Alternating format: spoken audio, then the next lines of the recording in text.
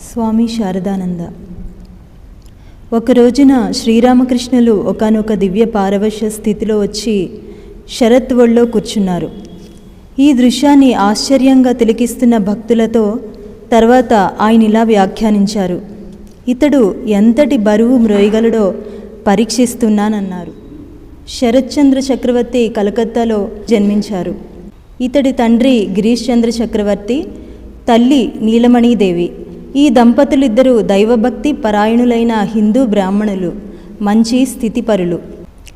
శరత్ జన్మతః మంచి ఉత్సాహవంతమైన, స్వార్థరహితమైన, ప్రేమపూరితమైన హృదయం కలవాడు. ఒకసారి తమ పొరిగింటిలోని పని మనిషికి కలరా సోకింది.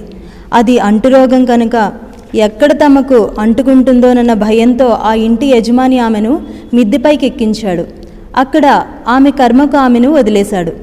ఇది గమనించిన శరత్ మరణానికి చేరువలోనున్న ఆ పని మనిషి వద్దకు పోయి తాను చేయగలిగిన సాయమంతా చేశాడు. ఆమె చనిపోయినప్పుడు ఆ నిర్భాగ్యురాలి అంతిమ సంస్కారాలకు కావాల్సిన ఏర్పాట్లను కూడా శరత్తే చేశాడు. కాళీప్రసాద్ అనే వ్యక్తి శశి శరత్తులిద్దరికీ స్నేహితుడు. ఈ కాళీప్రసాద్ ఇండియన్ మిర్రర్ పత్రికలో కేశవ్ చంద్రసేనుడు శ్రీరామకృష్ణుల గురించి వ్రాసిన ఒక వ్యాసాన్ని చదివాడు. అతడు తన స్నేహితులతో తామంతా కలిసి దక్షిణేశ్వర సాధువును సందర్శిద్దామని సూచించాడు. అందుకు మిత్రులందరూ అంగీకరించారు. ఒకరోజు మధ్యాహ్నం ఆ బాలుర బృందం దక్షిణేశ్వరం చేరింది. ఆ సమయంలో గురుదేవులు తమ చిన్న మంచం మీద కూర్చుని వారికి దర్శనమిచ్చారు. వారందరినీ ఆయన చిరునవ్వుతో సాదరంగా ఆహ్వానించి అక్కడ ఉన్న చాప మీద కూర్చోమని చెప్పారు. తర్వాత ఆయన వారి పేర్లు, నివాసం అడిగి తెలుసుకున్నారు. వారంతా కేశవ్ చంద్రసేనుని బ్రహ్మ సమాజానికి చెందినవారని తెలిసి ఆయన ఎంతో సంతోషించారు. శ్రీరామకృష్ణులు తమ ప్రథమ వీక్షణలోనే శశి శరత్తులిద్దరూ తన స్వజనం అన్న సంగతి గుర్తించారు. తిరిగి వెళ్లబోయే సమయంలో గురుదేవులు వారిని మరోసారి ఏకాంతంగా వచ్చి తనను కలుసుకోమని చెప్పారు. ఆ రోజులలో ప్రతి గురువారం కళాశాలకు సెలవు దినం. అందువల్ల ప్రతి గురువారం క్రమం తప్పకుండా శరత్ వచ్చి గురుదేవులను దర్శించేవాడు. శరత్ శ్రీరామకృష్ణుల వైపు అమోఘంగా ఆకర్షితుడయ్యాడు. అతడు శ్రీరామకృష్ణులు క్రమం తప్పకుండా కలుసుకుంటూ ఉండేవాడు. అంతేకాదు, గురుదేవుల నుంచి ఆధ్యాత్మిక శిక్షణను పొందడానికై అతడు కొన్ని రాత్రులు దక్షిణేశ్వరంలోనే ఉండిపోయేవాడు. గురుదేవులు తన యువ శిష్యులను అర్ధరాత్రి నిద్రలేపి దేవాలయ ఉద్యానంలోని వేరువేరు చోట్లకు పోయి ధ్యానం చేయమనేవారు. ఒకసారి శరత్ తన మనస్సును సరిగ్గా ఏకాగ్రం చేయలేకపోయాడు. ఈ విషయాన్ని అతడు గురుదేవులకు విన్నవించుకున్నాడు. వెంటనే గురుదేవులు తన చూపుడు వేలును శరత్ కనుబొమ్మల మధ్య నొక్కిపెట్టి ఉంచారు. దానితో అతడి మనస్సు గాలి లేని చోట పెట్టిన దీపంలాగా నిశ్చలమైపోయింది.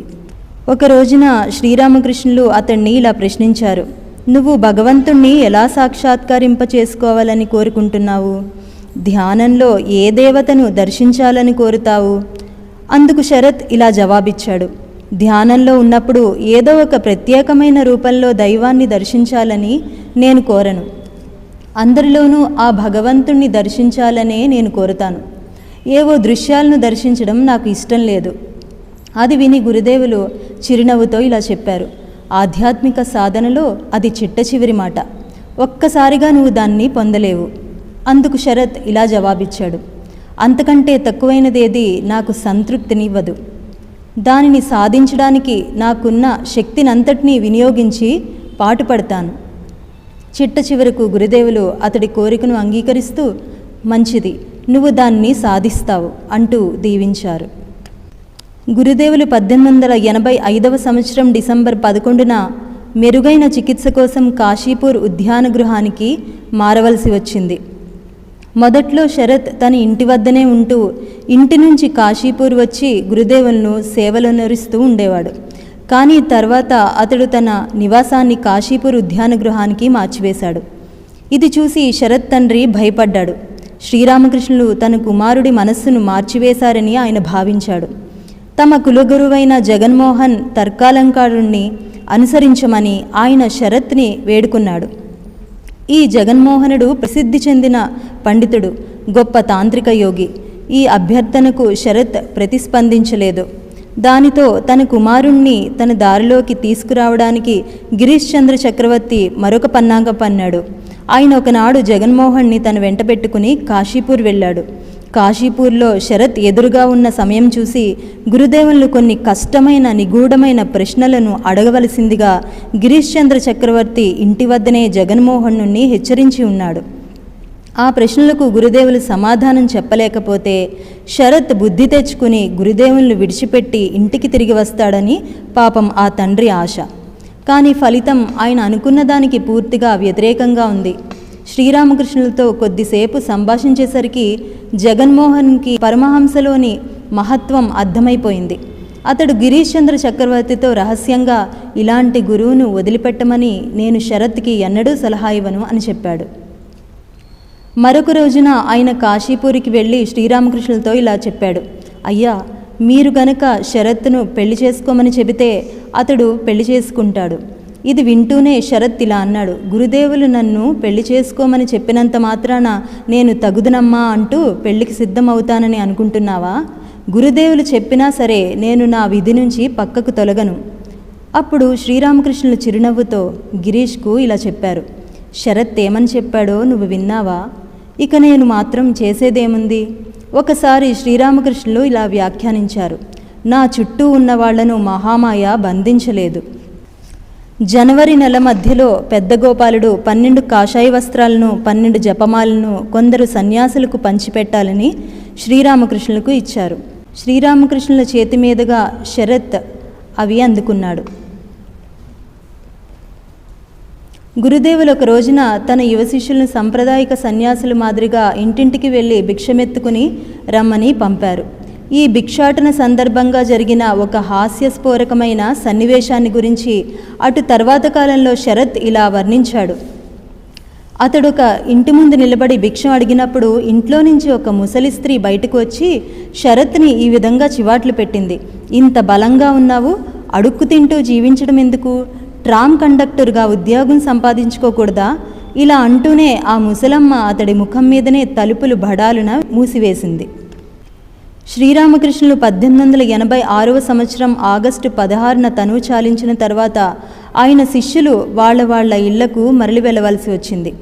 శరత్ తిరిగి ఇంటికి రావడం చూసి అతడి తల్లిదండ్రులు ఎంతో సంతోషించారు. కానీ శరత్ మనస్సుకు మాత్రం సుఖశాంతులు లేవు.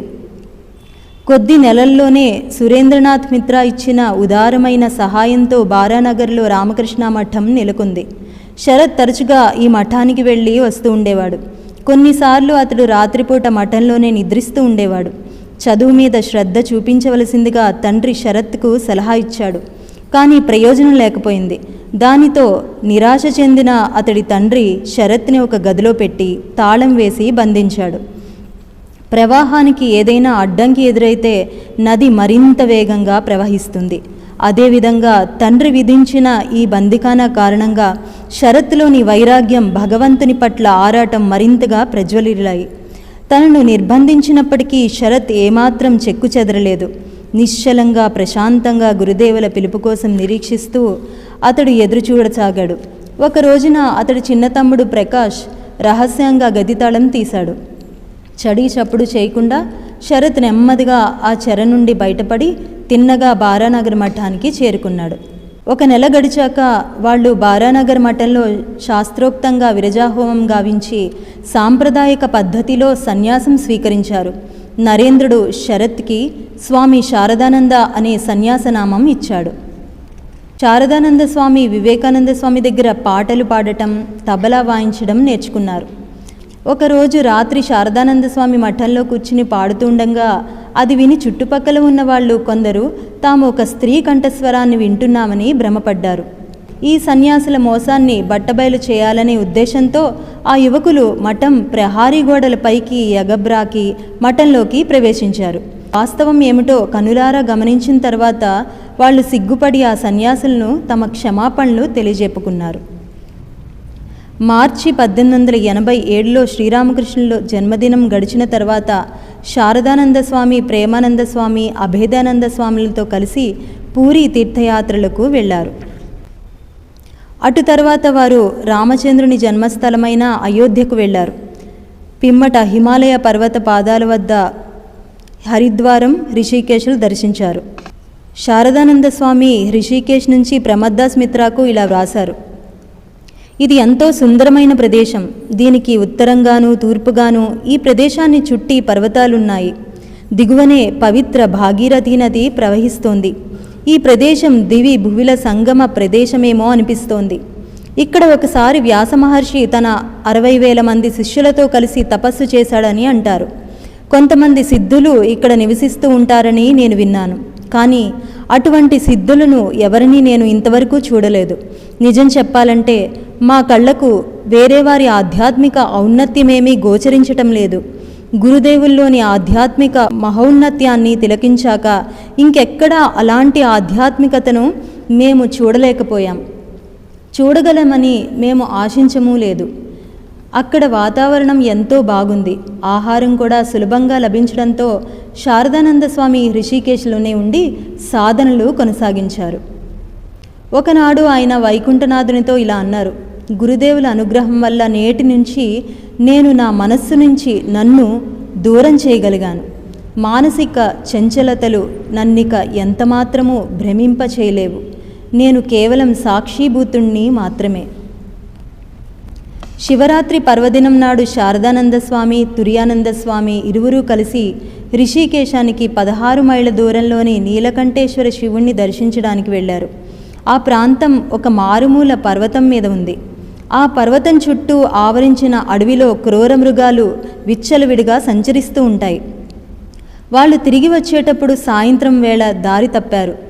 దానితో వాళ్ళిద్దరూ కలిసి ఒకే దారిలో ప్రయాణించడానికి బదులుగా చెరొక దారిన విడివిడిగా ప్రయాణం చేయాలి అనుకున్నారు. ఆ విధంగా చేయడం వలన ఏదైనా ఒక దారిలో ప్రమాదం ఎదురైతే ఇద్దరిలోనూ ఒకళ్ళు మాత్రమే దానికి గురి అవుతారు. రెండో వాళ్ళు క్షేమంగా ఉంటారు. తుర్యానంద స్వామి తన దారిలో ఒక ఏకాంతమైన ఆశ్రమాన్ని చేరుకున్నారు. మరునాడు ఉదయం ఆయన అక్కడి ఆశ్రమంలోని మరొక సన్యాసితో కలిసి శారదానంద స్వామి కోసం వెతకడం మొదలుపెట్టారు. చాలాసేపు వెదగ్గా చివరకు ఒక పర్వత శకలం మీద కూర్చుని ధ్యానం చేస్తూ శారదానంద స్వామి వాళ్లకు కనిపించారు. ఏదో ఒక రక్షణ కోసం వెతకకుండా ఆరుబయట ఆ విధంగా ఎందుకున్నారని శారదానంద స్వామిని వాళ్ళు అడిగారు. అందుకు ఆయన ఇలా జవాబిచ్చారు.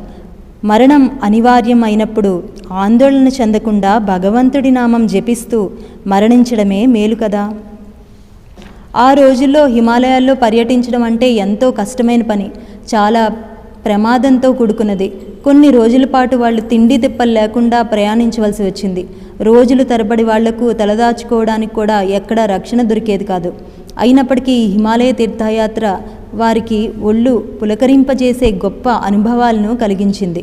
మార్గ మధ్యంలో వాళ్ళు ఒక చిన్న సెలయేరును దాటవలసి వచ్చింది. అది చిన్న సెలయేరే కానీ దానిలోని నీటి ప్రవాహపు వడి మాత్రం అతి ఉధృతంగా ఉంది. ఆ ఏరును దాటుతూ మధ్యలోకి వచ్చేసరికి నీటి వరవడికి తట్టుకోలేక శారదానంద స్వామి ఏటిలో పడిపోయారు. వెంటనే తుర్యానంద స్వామి, వైకుంఠనాథుడు తమ చేతుల్లోని కర్రలను శారదానంద స్వామికి అందించి ప్రవాహంలో కొట్టుకుని పోకుండా ఆయన్ను రక్షించారు. ఆ పల్లె ప్రజలు వాళ్లకు ఆ రాత్రి కడుపారా భోజనం పెట్టారు. ఆ కష్టాలన్నీ గడిచిపోయి తర్వాత చివర్లో శారదానంద స్వామి గురుదేవులు తనతో ఉన్నారో లేదో తెలుసుకోవాలని పరీక్ష పెట్టదలుచుకున్నారు. ఆయన ఈ విధంగా అనుకున్నారు. రేపు గనక ఎవరైనా నాకు లూచీలను హల్వాను తినిపిస్తే అప్పుడు గురుదేవులు నాతోనే ఉన్నారని విశ్వసిస్తాను. మరునాడు ఉదయం స్వామి ఆ గ్రామంలోని బజారు చూడటానికి వెళ్ళారు. ఉన్నట్టుండి హఠాత్తుగా ఒక దుకాణదారుడు ఆయన్ను కేకవేసి పిలుస్తూ ఇలా అన్నాడు. ఓ సాధు, ఇటురా, ఈ మధుర పదార్థాలను తీసుకో. ఆ కేక విని శారదానంద స్వామి ఇలా జవాబిచ్చారు. నాతో బాటుగా మరిద్దరు నా అనుయాయులున్నారు. నువ్వు నా ఇవ్వాలనుకున్నది నా చేతికి అందజేస్తే నేను దాన్ని వారితో కలిసి పంచుకుని తింటాను. అందుకు ఆ దుకాణపు యజమాని, కాదు స్వామి, ముందు మీరు కానివ్వండి, మిగిలిన వారికి కావాల్సిన ఏర్పాట్లు నేను తర్వాత చేస్తాను అన్నాడు. అలా అంటూనే ఆ దుకాణదారుడు శారదానంద స్వామికి వేడివేడి లూచీలను హల్వాలను అందించాడు. ఈ మొత్తం కథనంతటినీ శారదానంద స్వామి తన సహచరులకు వినిపించారు. గురుదేవులు తనతో ఉన్నారనే విషయం సందేహాతీతంగా ఈ సంఘటనతో ఆయనకు అర్థమైంది. తరువాత వారణాసిలో వారు తమ ఆధ్యాత్మిక సాధనలు కొనసాగించారు. స్వామీజీ శారదానంద స్వామికి ఒక లేఖ రాస్తూ ఇంగ్లాండ్కు రావాల్సిందిగా కోరారు.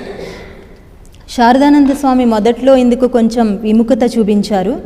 తర్వాత ఆయన శారదామాత వద్దకు పోయి ఈ విషయంలో ఆమె సలహా అడిగారు. అమ్మ ఆయనతో ఇలా చెప్పింది, బిడ్డ భయపడకు, నువ్వు పశ్చిమ దేశాలకు తప్పక వెళి తీరాలి. గురుదేవులు సదా నిన్ను కాపాడుతూ నువ్వు ఎక్కడికి వెళితే అక్కడ నీతో బాటే ఉంటారు. శారదానంద స్వామి 1896 మార్చి నెలలో ఇంగ్లాండ్కు బయలుదేరారు. స్వామీజీ ప్రోద్బలం మీద శారదానంద స్వామి లండన్ నగరంలో భగవద్గీత మీద కొన్ని తరగతులు నిర్వహించారు. అయితే ఉపన్యాసాలు ఇవ్వడం అంటే శారదానంద స్వామికి సభాకంపం ఉండేది. కానీ స్వామీజీ ఆయన్ను ఉపన్యాసాలు ఇవ్వమని ఎంతగానో ప్రోత్సహించారు. ఇలా చూడు, నేను అక్కడ ఇదివరకే ఉపన్యాసాలు ఇచ్చి ఉన్నాను. నువ్వు వాళ్లకు కొంచెంగా భగవద్గీత ఉపనిషత్తులు బోధించు, వాళ్ళు అడిగే ప్రశ్నలకు జవాబులివ్వు, అది చాలు అని శారదానంద స్వామికి నచ్చజెప్పారు. మధురమైన మృదువైన శారదానంద స్వామి వ్యక్తిత్వం, సాధికారికంగా వేదాంత తత్వాన్ని ఆయన వివరించడం గమనించి న్యూయార్క్ ప్రజలు శీఘ్రమే స్వామి పట్ల ఆకర్షితులయ్యారు. వివేకానంద స్వామి నిప్పులు చిమ్మే సూర్యుడైతే శారదానంద స్వామి చల్లని ఆహ్లాదకరమైన చంద్రుడని ఓల్బుల్ సతీమణి తరచూ వ్యాఖ్యానించేది. తాను వ్యవహరించే పద్ధతిలో న్యాయాన్ని ఖచ్చితంగా పాటించేవారు, ప్రజాస్వామికంగా వ్యవహరించేవారు. మఠంలో పనిచేయడానికి సేవకులు కరువైతే అలాంటి సందర్భాల్లో ఇంటి పనులు, చిన్న చిన్న పనులు చేయటంలో యువకులైన సన్యాసులతో పాటుగా ఆయన కూడా స్వయంగా పాలు పంచుకునేవారు. అపనిందలను ఒక చెవితో విని రెండవ చెవితో వదిలివేయాలి అని స్వామీజీ ఇచ్చిన ఉపదేశాన్ని శారదానంద స్వామి ఖచ్చితంగా అమలు చేసేవారు. వివేకానంద స్వామి ఒకసారి ఏదో పని మీద శారదానంద స్వామిని కలకత్తాకు పంపించారు. అయితే స్వామి వెళ్ళిన పని సానుకూలం కాలేదు.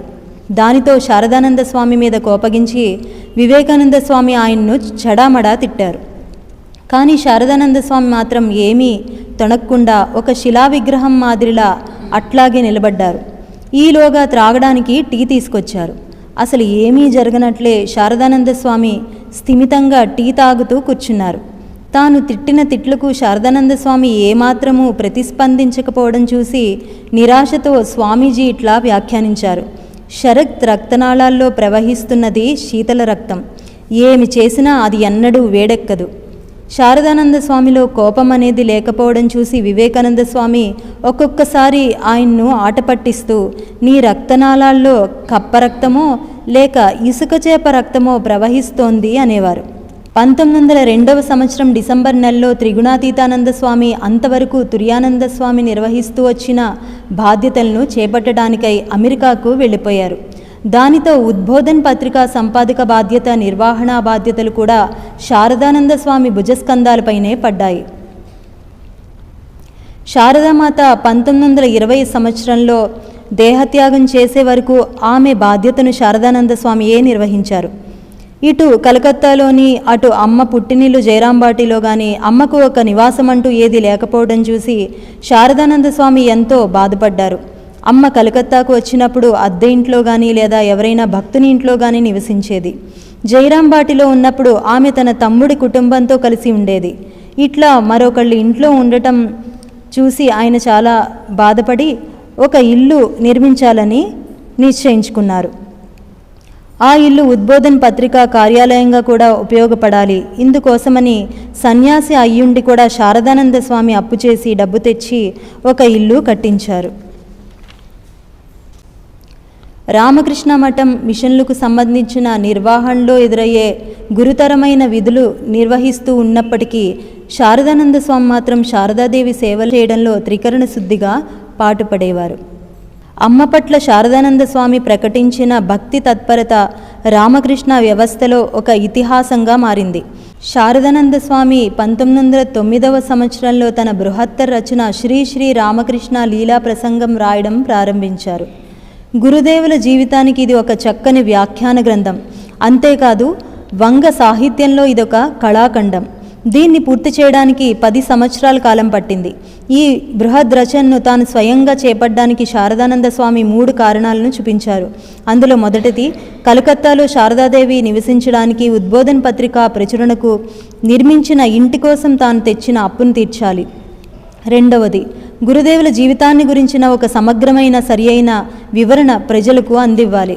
ఇక మూడవది, మానవుణ్ణి మాధవునిగా అర్చించి సేవించు అనే శ్రీరామకృష్ణుల బోధన విషయంలో తల ఎత్తే దురభిప్రాయాలను తొలగించాలని ఆయన అనుకున్నారు. శారదానంద స్వామికి పరిచర్యలు నిర్వహించే అసితానంద స్వామి ఒక రోజున ఆయనకు నిర్వికల్ప సమాధి ఎప్పుడైనా మీ అనుభవానికి వచ్చిందా స్వామి అని ప్రశ్నించే సాహసం చేశారు. అందుకు శారదానంద స్వామి ఈ విధంగా జవాబిచ్చారు.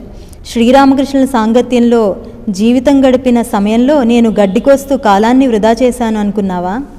వివరాల కోసం అసితానంద స్వామి మరింత గుచ్చిగుచ్చి అడగ్గా శారదానంద స్వామి ఈ విధంగా వెల్లడించారు. శ్రీరామకృష్ణ లీలా ప్రసంగంలో సమాధిని గురించి వ్రాసిన ప్రకరణం చదువు. నాకు అనుభవంలోకి రాని ఏ విషయాన్ని నేను అందులో వ్రాయలేదు. ఆయన పేరును అధ్యక్షునిగా ప్రకటించగా శారదానంద స్వామి అందుకు అంగీకరించలేదు. అధ్యక్ష పదవిని నిరాకరిస్తూ ఆయన ఇలా చెప్పారు. స్వామీజీ నన్ను కార్యదర్శిగా నియమించారు. ఆ పదవిని నేను ఎన్నటికీ వదిలిపెట్టను. అధ్యక్ష పదవికి శివానంద స్వామి పేరును శారదానంద స్వామియే స్వయంగా ప్రతిపాదించారు. తాను జీవితాంతం కార్యదర్శిగానే పనిచేశారు. అలాగే మఠంలో చేరేవాళ్లకు బ్రహ్మచర్య సన్యాస దీక్షలు ఇచ్చేవారు. శారదానంద స్వామి జీవితంలోని చివరి రోజుల్లో ఆయన ఆరోగ్యం ఏమీ బాగోలేదు. మధుమేహంతో, కీళ్లవాతంతో, అత్యధికమైన రక్తపోటుతో ఆయన బాధపడ్డారు. శారదానంద స్వామి పరిస్థితి రోజురోజుకి మరింత తీవ్రంగా క్షీణించసాగింది. ఆయన శరీర ఉష్ణోగ్రత 105 డిగ్రీలు చేరుకుంది. వైద్యులు ఆశ వదులుకున్నారు. అంతిమ ఘడియలు ఆసన్నమయ్యాయని సూచించారు. 1927 ఆగస్టు 19 శుక్రవారం శ్రీకృష్ణ జన్మాష్టమి నాడు తెల్లవారుజామున 1 గంటకు సన్యాసులు హరి ఓం రామకృష్ణ అంటూ నామస్మరణ ప్రారంభించారు. మహాయోగి శ్రీరామకృష్ణుల ప్రియతమ శిష్యుడు అయిన శారదానంద స్వామి తెల్లవారుజామున 2 గంటల 34 నిమిషాలకు తుది శ్వాస విడిచారు. ఓం అసతో మా సద్గమయ తమసో మా జ్యోతిర్గమయ మృత్యోర్మా అమృతంగమయ. ఓం శాంతి శాంతి శాంతి. హరి ఓం తత్సత్. శ్రీరామకృష్ణార్పణమస్తు.